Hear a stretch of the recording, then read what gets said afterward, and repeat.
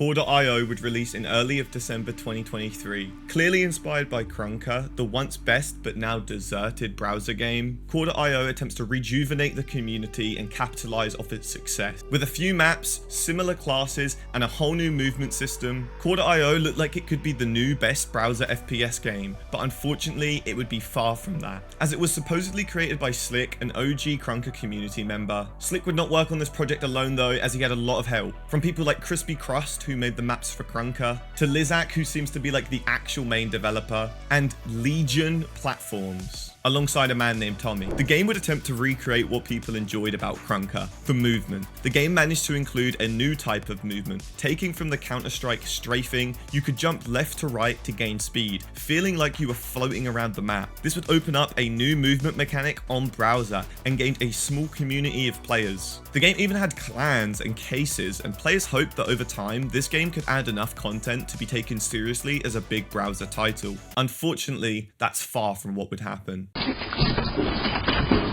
In its early development, the Kour.io domain was stolen. In fact, Kour.io was actually an original project worked on by Hoodgail, and it looked a lot more promising than what we have right now. Conspire made a whole video about this, so if you're interested in this topic, I would recommend going watching his video. But essentially, Slick would offer to help Hoodgail with this project, with the only help that Slick actually contributed to Kour.io being a few textures. He would ask for permission for the source code for the game, and when given trust by Hoodgail, he would essentially steal the Kour.io domain when it ran out and run the website himself. But of course, Slick couldn't do this on his own, so that's where Legion Platforms, Lizak, and Tommy come into the picture. Kour is essentially a copy of Lizak's already previous games. This is Sandstrike.io. Look at the loading screens, they both use the same font and loading bar. They both have the "it's worth the wait" text. The assets used are nearly identical, and there's a lot of similarities between these games that showed, and it's just copied over. From the looks of things, Slick would get Lizak to work and polish on what he essentially stole in the first place. But players were clueless of this, and in March of 2024, there was a huge influx of new players. From posts and videos that were made, this brought a whole new wave of people to the game, going from 5,000 to 100,000 unique players per week. And there was a reason for this. It was a new movement game, and it was fun and easy to fly around and click heads. It was enjoyable to get better at the movement, and it was a familiar feeling for many old Krunker players, although this fun would soon run out.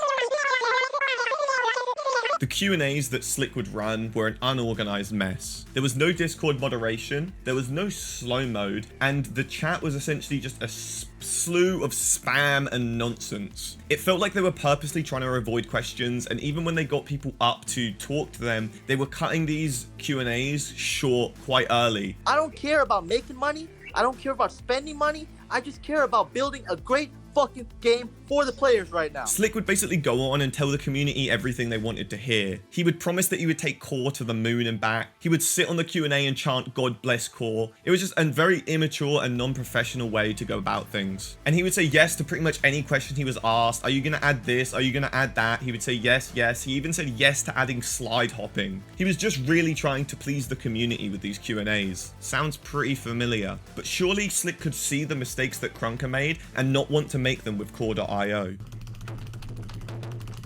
As I mentioned, there's no moderation in the Discord, so people say homophobic things, racist things, there's not safe for work images in there, and there's things that could realistically get the Kour.io Discord taken down if Discord moderators saw it. Their rules channel isn't even a rules channel, and it's just something that's pinned to the general chat. This just shows a total lack of care for the community and its well-being, and honestly makes me question Slick's motives, as he already owned a very toxic community with Krunker, being KMT, and it seems like he kind of enjoys this almost.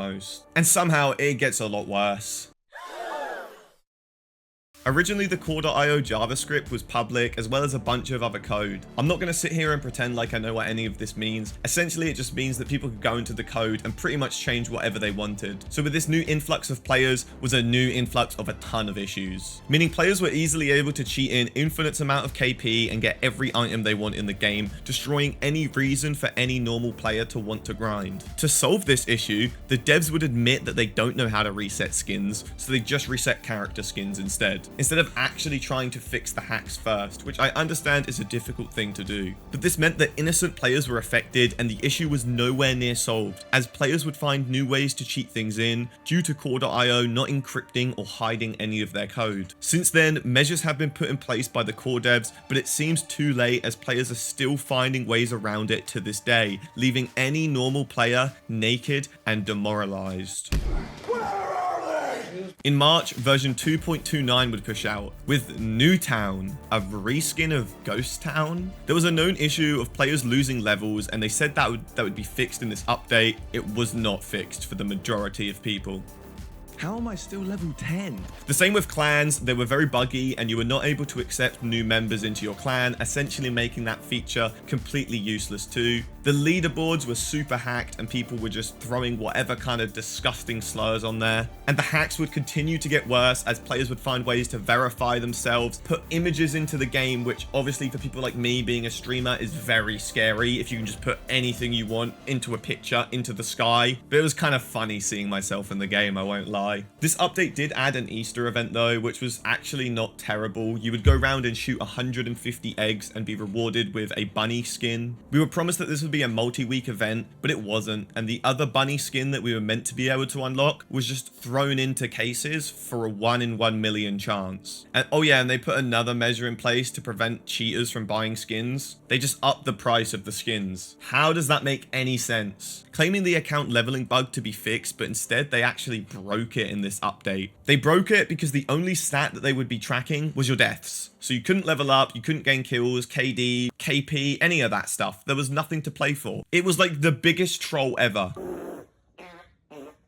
Kour.io was slowly being renowned for being liars. The multi-week event would never continue. They lied about player counts. They lied about the amount of people that were purchasing KP. And the worst lie yet, Slick would go on to Strom's stream and he would promise an update to fix everything that people were complaining about in 2 to 12 hours. All of yesterday, what the fuck is that? Where is he? Okay, what the fuck was that? What the fuck was that? He promised to fix all known issues and add a new mode and a new model. But why was a new model a priority? Oh, because they were called out for using Unity-made assets when they promised that they made all the assets themselves. I wonder if that's why they remade Ghost Town.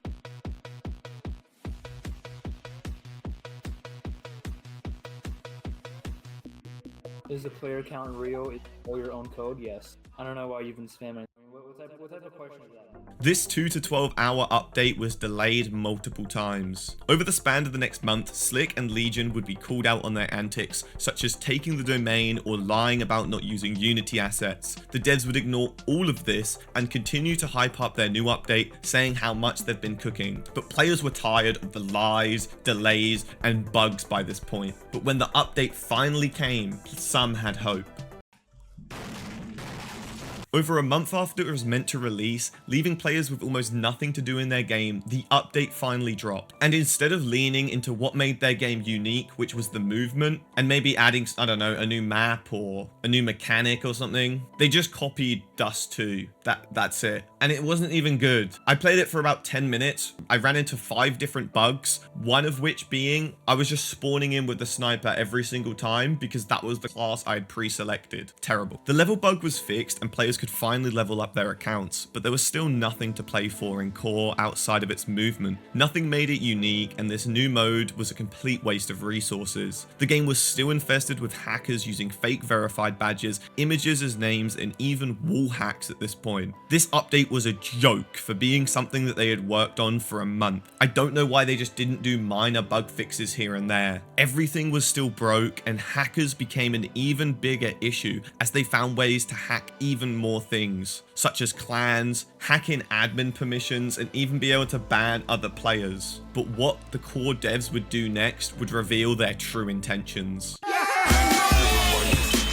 The icing on the cake for me is the fact that the devs added the ability to buy KP and would reward players with a Discord role for spending $300, full well knowing that players could just hack in the KP because their database was weak. If they know that they inevitably have to reset the KP, then why are they charging people real life money just to buy it? This shows the true intention of the developers. They don't care about the community or making a fun game. They will happily copy what's worked to try and turn a profit, and if that doesn't prove it, their next update definitely will. They accidentally, because they're amateur developers, pushed an update out too early, leaking their new bundle coming to the game. This would just solidify in players' minds that these devs were just as bad, if not worse, than corporate game developers that only wanted money and didn't care about the end product for the user. They were happy to take money from players without putting any effort into making anything worthwhile. The only reason I'll hop on Kour is for the CS movement. It's pretty addicting, but everything outside of that is just a disgusting mess that shouldn't be supported. Their most recent update, they reset player character skins again, God knows why. They removed the leaderboard from the main menu, presumably because it was just being hacked in too much. There was a Rocketeer bug, basically making the class unusable, which they did end up fixing. Claiming daily rewards now requires you to watch an ad, which just shows their intentions of being a cash grab instead of making a good product. The devs did not acknowledge this accidental update until 17 hours later. After the update dropped, the first announcement the devs made was to follow their TikTok page.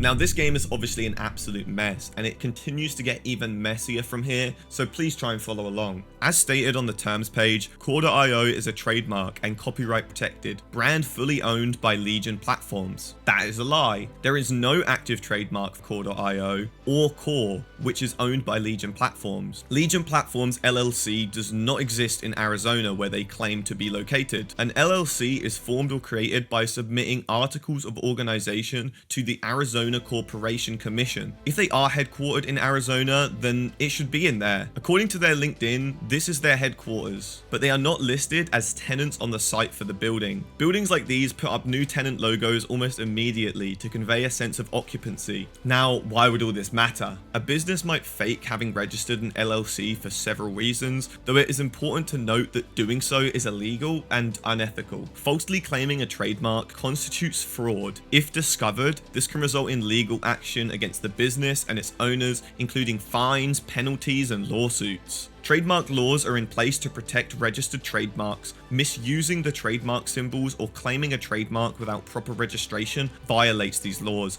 and can lead to enforcement actions by the authorities. If the business uses a name or logo that is already trademarked by another entity, claiming it as their own, that can lead to infringement lawsuits. The rightful trademark owner can seek damages and legal remedies. Essentially meaning that Hoodgail could sue these guys for as much as they wanted, and probably win because Kour was stolen in the first place.